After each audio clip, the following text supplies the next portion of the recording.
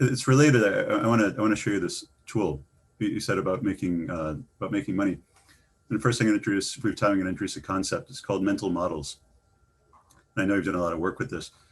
The idea behind mental models is that reality is just too complex for any of us to understand. We all just have a very narrow vision of what is. And because it's impossible to act in a world where we're completely overwhelmed with information, we make these mental models that simplify things.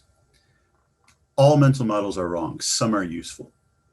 Some are useful in helping you achieve things. Some are helpful in predicting things. Some are completely untethered from reality. But we all have these mental models. The problem isn't that you have them. The problem happens when you believe that they're true. And you have a belief, apparently, around money that, there's never enough, right?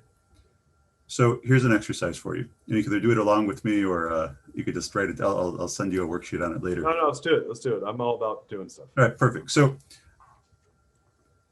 if you have a belief, if you have a thought that brings you joy and that's useful to you, fantastic, keep it. If you have a thought that brings you stress and that makes you unhappy, change it. So let's see if we could change it. So you state your belief around money. There's never enough? Yeah, I believe that, you can't have enough. Okay. So describe the facts. Describe the objective facts in your life around this. Describe a scenario where you experience this. To describe the the bullet points that substantiate this belief. Yeah, because you hear people that lose all their money, that I have a lot of macroeconomic reasons why I believe this, that we have, governments manipulating currency, we have the markets are like volatile, that essentially there's too much debt in the world, and that it's unsustainable, and that if you invest, you might lose all your money. All right, so you're not crazy. There's reasons to believe this. Yeah. What are things that you've done about this, and what were the results? I just start businesses to make money so that I can have more of it to buy myself freedom to make decisions without having to be forced to make decisions in a short period of time. Okay.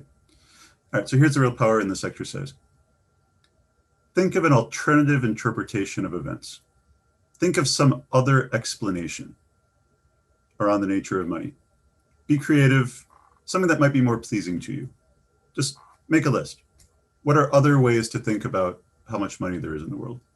That there's enough for everybody. There's enough money for everybody. What else? That you don't need money. That all you need is love. All you need is love. Beautiful. What else? That money's evil. Money's evil. Why would you want to be associated with it? What else? That,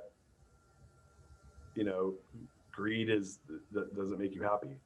All right, great. So you have your 5 or whatever it is.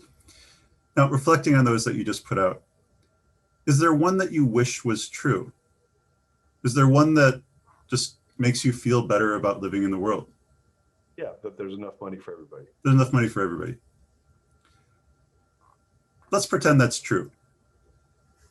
But I'm sorry, before we pretend it's true, what evidence can you compile from your own experience that substantiates that claim that there's enough money for everyone? I mean, for sure, if you look at money supply and divide it by the number of people out there, then there's definitely enough money for everybody. Sure. And have you ever been at risk of starving to death or being homeless? No. No. All right. So there's reasons to believe that it might be true, and probably just as many reasons as your other belief.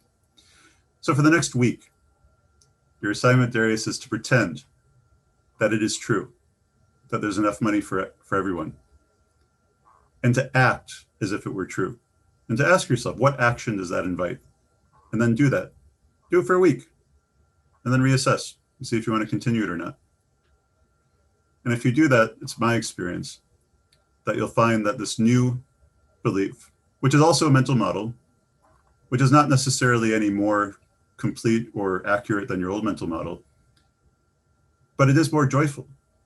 And if it serves you, if it makes you happier, if it serves you better, grow it, and it'll come to eclipse the other one.